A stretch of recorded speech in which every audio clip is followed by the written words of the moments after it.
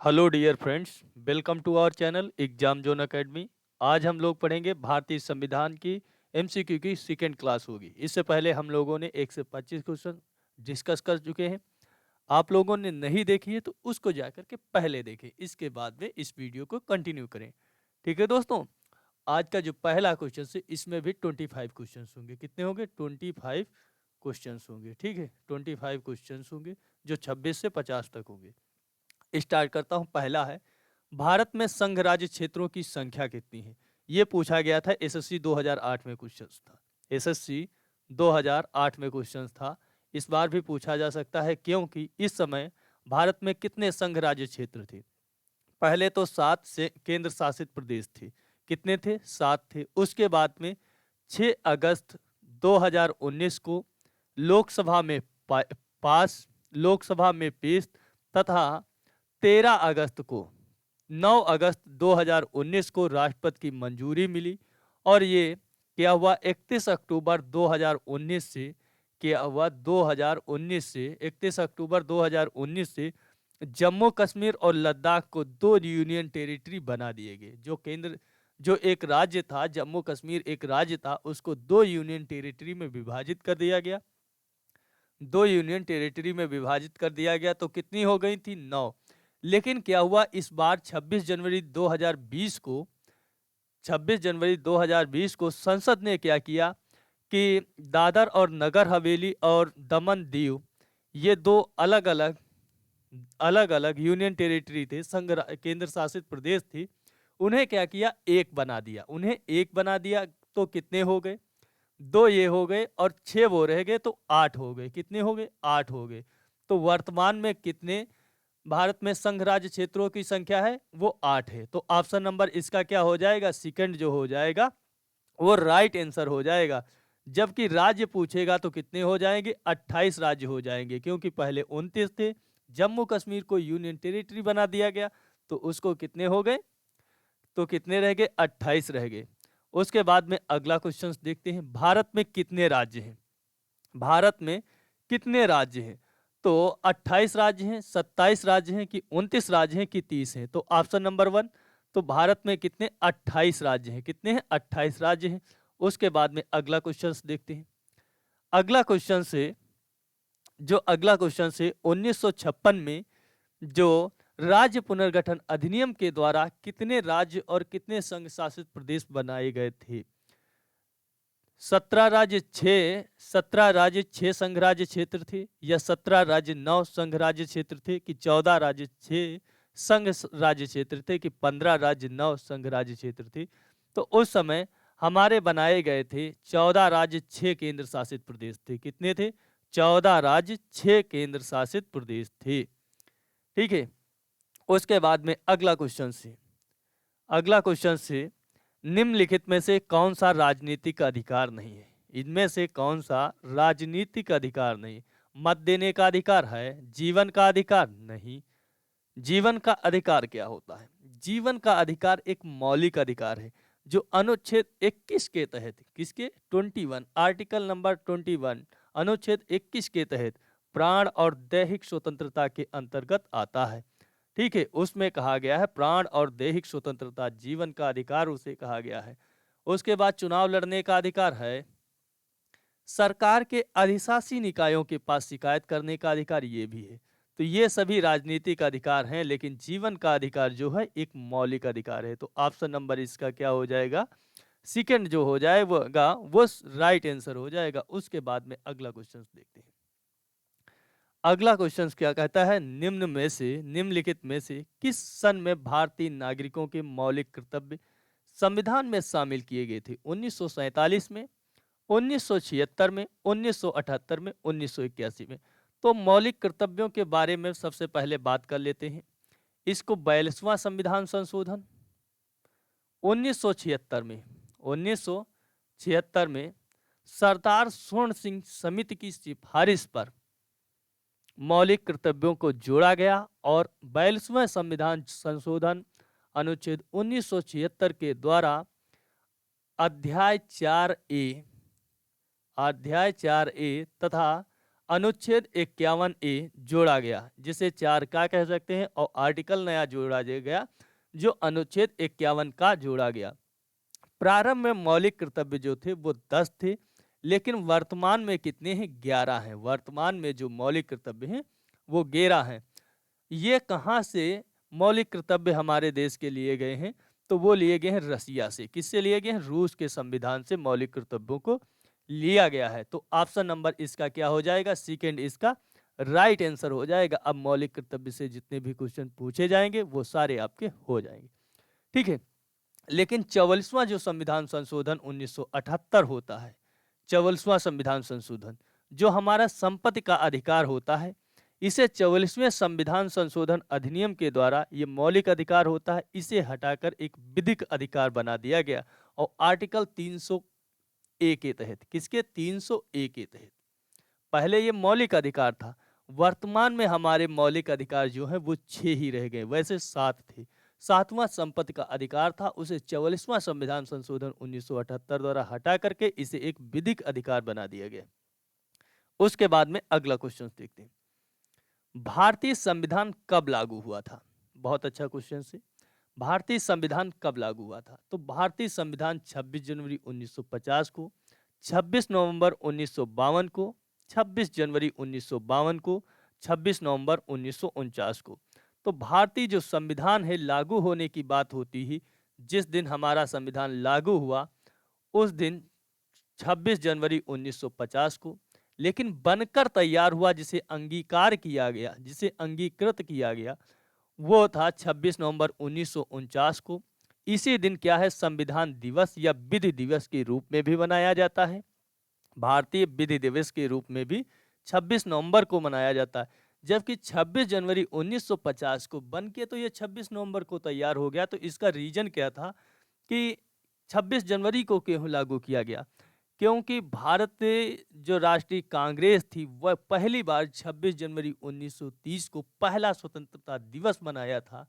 इसीलिए क्या हुआ कि 26 जनवरी को हमारा संविधान लागू हुआ और उसे गणतंत्र दिवस के रूप में मनाया गया। संविधान सभा की जो अंतिम बैठक होती है, जिस दिन सभी सदस्यों के हस्ताक्षर होते हैं, तो वो कितना होते हैं? तो वो 24 जनवरी 1950 को संविधान सभा की अंतिम बैठक होती है। कब? 24 जनवरी 1950 को। ठीक है, 24 जनवरी 1950 को अंतिम बैठक होती। उसके बाद में अगला क्वेश्चन से, भारतीय संविधान अपनाया गया था 26 जनवरी 1950 को, 26 नवंबर 1949 को, 26 जनवरी 1946 को, 31 दिसंबर 1949 को। तो हमारा जो संविधान है वो अपनाया गया था, तो वो 26 नवंबर 1949 को। तो ऑप्शन नंबर इसका क्या हो जाएगा? सेकंड जो हो जाएगा वो राइट आंसर हो जाएगा। उसके बाद में अगला क्वेश्चन देखते हैं क्या है। अगला जो क्वेश्चन है वो है, हमारे संवैधानिक इतिहास में 26 नवंबर 1949 एक महत्वपूर्ण दिन है, क्योंकि भारत ने इस दिन पूर्ण स्वतंत्रता की शपथ ली थी। गलत बात। इस दिन संविधान अंगीकार किया गया था, ये तो सही बात है। इस दिन भारत गणतंत्र हुआ था। गलत। 26 जनवरी को हुआ था। इस दिन संविधान में पहला संशोधन हुआ था, वो तो 1951 में हुआ था। कब हुआ था? 1951 में हुआ था। तो कौन सा ऑप्शन सही है? ऑप्शन नंबर सेकंड क्या हो जाएगा? आपका राइट आंसर हो जाएगा। उसके बाद में अगला क्वेश्चन देखते हैं, समग्र रूप से भारतीय संविधान लागू हुआ था। जो पूछा गया है समग्र रूप से भारतीय संविधान कब लागू हुआ था, तो समग्र रूप से जबकि 26 नवंबर 1949 को मात्र 16 अनुच्छेद लागू हुए थे। कितने? 16 आर्टिकल्स लागू किए गए थे। ठीक है, तो ये हमारा जो समग्र रूप से वो 26 जनवरी 1950 को मैंने पहले ही बता दिए। उसके बाद में अगला क्वेश्चन देखते हैं। अगला क्वेश्चन से, भारत की संविधान सभा का संवैधानिक सलाह कौन था? देखो, 6 संविधान सभा का गठन कब होता है? 6 दिसंबर 1946 को संविधान सभा का गठन होता है। ठीक है, 9 दिसंबर 1946 को संविधान सभा की प्रथम बैठक होती है, जिसमें क्या किया जाता है? डॉक्टर सच्चिदानंद सिन्हा को अस्थायी अध्यक्ष चुना जाता है तथा अस्थायी सदस्य चुना जाता है। लेकिन उसके बाद में जब 11 दिसंबर 1946 को संविधान सभा की दूसरी बैठक होती है तो डॉक्टर राजेंद्र प्रसाद को संविधान सभा का स्थायी अध्यक्ष चुना जाता है और बी.एन. राव को संवैधानिक सलाहकार चुना जाता है। तो इसमें जो आपका ऑप्शन है वो आपका सेकंड सही है। बी.आर. अम्बेडकर नहीं, बी.एन. राव को संवैधानिक सलाहकार थे। ठीक है। जबकि डॉक्टर भीमराव अंबेडकर जो थे, इन्हें संविधान का निर्माता भी कहा जाता है। ये ड्राफ्टिंग कमेटी प्रारूप समिति के अध्यक्ष थे। उसके बाद में अगला क्वेश्चन देखते हैं। संघीय प्रकार के शासन का एक अंगीकार, एक गंभीर दोष क्या होता है? संघीय प्रकार की जो सरकार होती है उसमें एक गंभीर दोष क्या होता है? वो पृथकता का खतरा होता है, अलगाव का खतरा होता है, या सत्तावादी शासन होता है क्या, या इसमें स्थानीय हितों की उपेक्षा होती है कि अकुशल जो प्रशासन होता है? तो इसमें क्या इसकी जो विशेषता होती है वो कौन सी है? इसमें जो विशेषता है वो कौन सी होती है? तो संघीय जो शासन होता है, संघीय शासन की बात करता है, तो संघीय शासन में क्या होता है?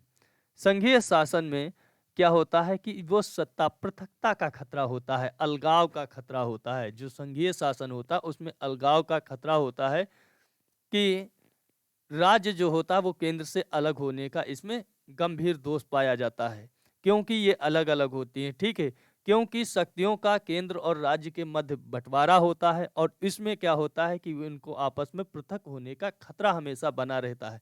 तो इसीलिए केंद्र सरकार जो होती है वो सोचती है कि राज्यों में भी मेरी गवर्नमेंट होनी चाहिए, राज्यों में भी मेरी गवर्नमेंट होनी चाहिए। जो मैं नियम बनाऊं, जो मैं नियम बनाऊं, कानून बनाऊं, वो मेरे पूरे देश में उसका नियमों का पालन हो, मेरा उल्लंघन ना हो, जिससे क्या हो कि मेरी भी जय जयकार हो। तो इसलिए क्या होती है कि संघीय शासन में केंद्र और राज्यों के मध्य में हमेशा क्या झगड़े होते रहते हैं। अगर आप देखते हैं केंद्र की सरकार और है और राज्य की सरकार अलग है।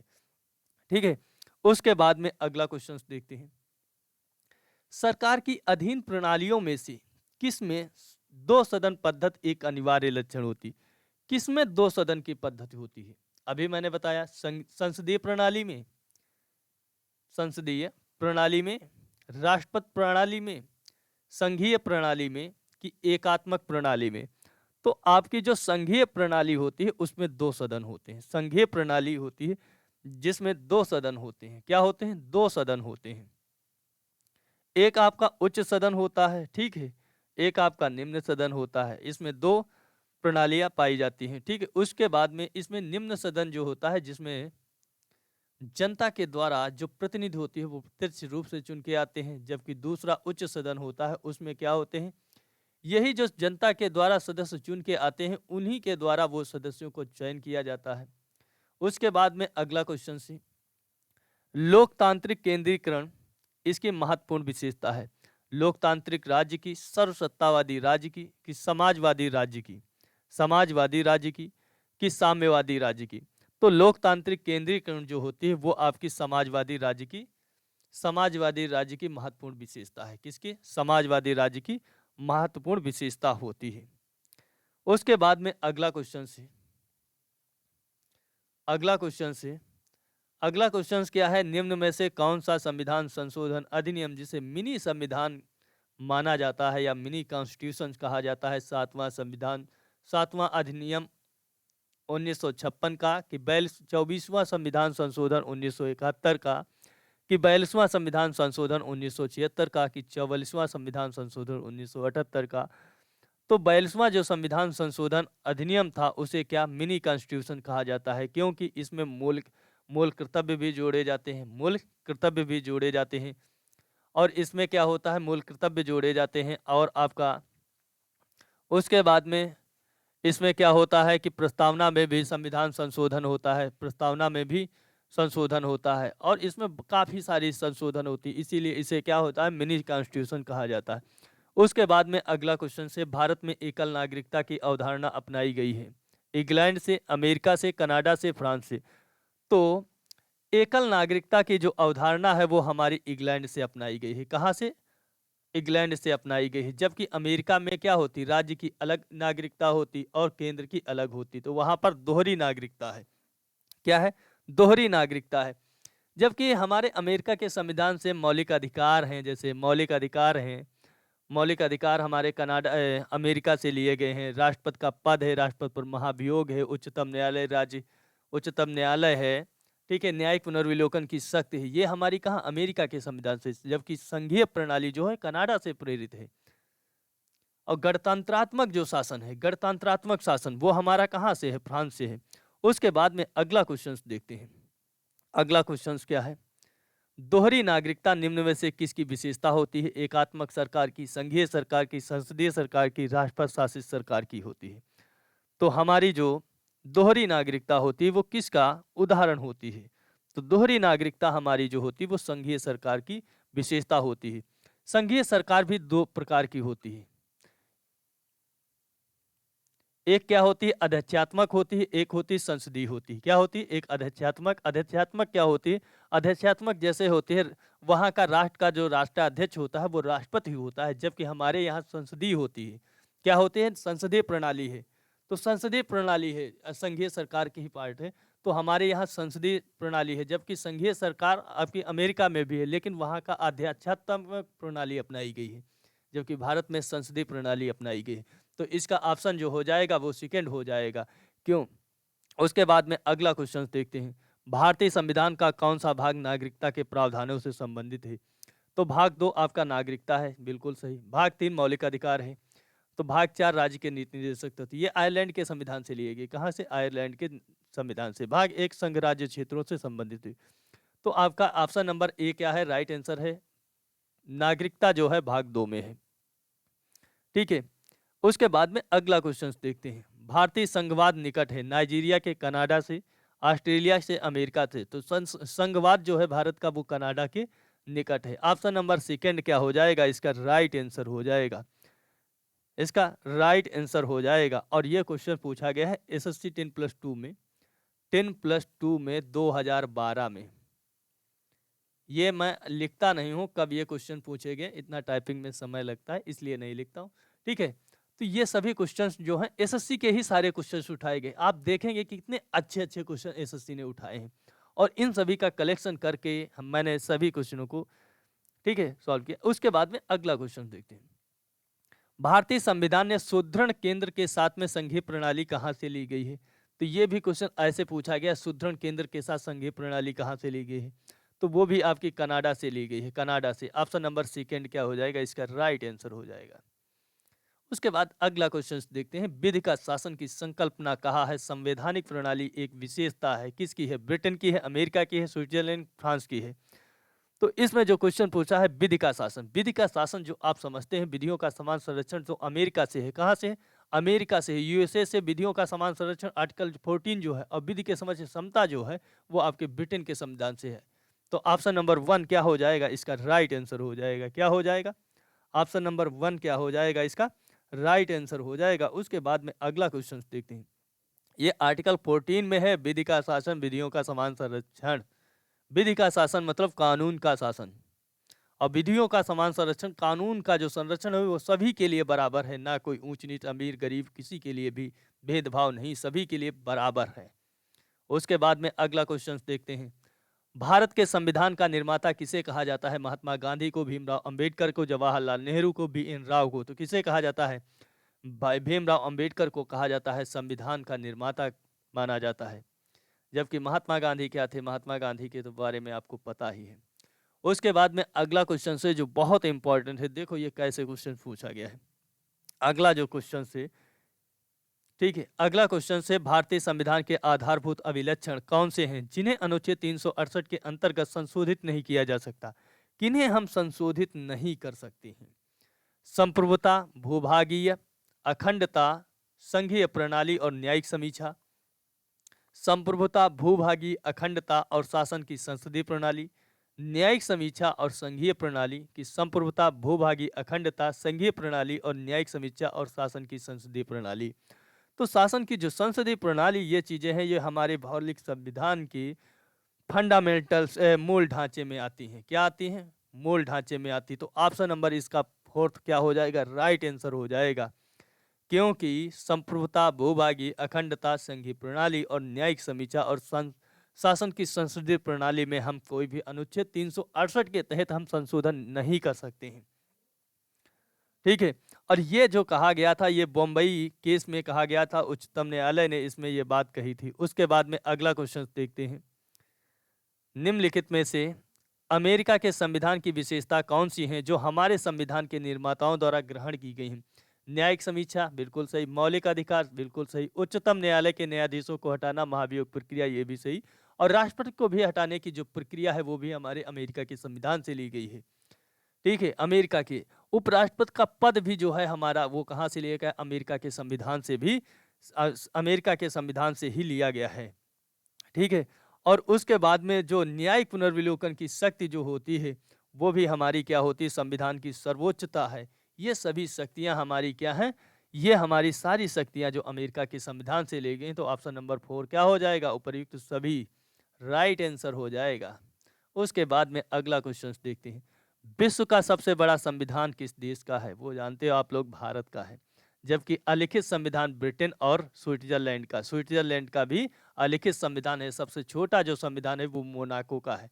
कहाँ का है? मोनाको का है। मोनाको का है जो वो सबसे छोटा संविधान है। भारतीय संविधान में कितनी अनुच्छेद और कितनी अनुसूचियां हैं ये नहीं बताया हमने। प्रारंभ में इसमें कितनी थी? 10 अनुसूचियां, 8 अनुसूचियां, सॉरी 8 अनुसूचियां थी। कितनी? 8 अनुसूचियां थी। 395 अनुच्छेद थे, 22 भाग थे। लेकिन आज भी नंबरिंग के हिसाब से 395 अनुच्छेद हैं, लेकिन 450 के ऊपर अनुच्छेद हो चुके हैं। जैसे आप लोगों ने ही देखा था, तो अभी बताया था 51 का जैसे जोड़ा गया, 21A जोड़ा गया। अनुच्छेद 21A कैसे है? 6 से 14 वर्ष तक के बालकों को निःशुल्क शिक्षा का प्रावधान की बात की गई है। ठीक है, इसी तरह के 86वें संविधान संशोधन के द्वारा जोड़ा गया था इसे, 21A। इसी तरह के हमारे कितने? 450 हैं, लेकिन जब नंबरिंग के हिसाब से दिया जाएगा ऑप्शन में तो आप टिक करेंगे 395, और इस समय वर्तमान में 12 अनुसूचियां हैं। उसके बाद में अगला क्वेश्चन 50 क्वेश्चन है, जो लास्ट क्वेश्चन से संघ सूची में कितने विषय हैं? 52 है, 66 है, 97 है, 99 है। तो मूल में जो थी, मूल में अब बता देते हैं, मूल में जो संघ सूची थी उसमें कितनी? 97 विषय थी। कितनी थी? 97। वर्तमान में कितनी है? 100 है। जबकि समवर्ती सूची में, समवर्ती सूची में मूल में कितनी थी? 47 विषय थी। कितनी थी? 47 थी। इस समय कितनी हो गई? 52 हो गई। कितनी हो गई? 52 हो गई। जबकि राज्य सूची में, राज्य सूची में जो, राज्य सूची में मूल में कितनी विषय थी? मूल में मूल में 66 थी। अब लेकिन कितनी हो गई? अब 61 हो गई। कितनी हो गई? 61 हो गई। ठीक है, तो इसी के साथ में हमारा, और ये संघ सूची जो है आज 7वीं अनुसूची में, अनुसूचियों की बात जो की गई है, अनुसूचियों की जो बात की गई है, ये किस में बात की गई है? अनुसूचियों की जो बात की गई है वो अनुच्छेद 7वीं अनुसूची में बात की गई है। ठीक है दोस्तों, आशा करता हूँ ये वीडियो समझ में आएगी आपको। मिलते हैं नेक्स्ट वीडियो में। ठीक है, जय हिंद दोस्तों।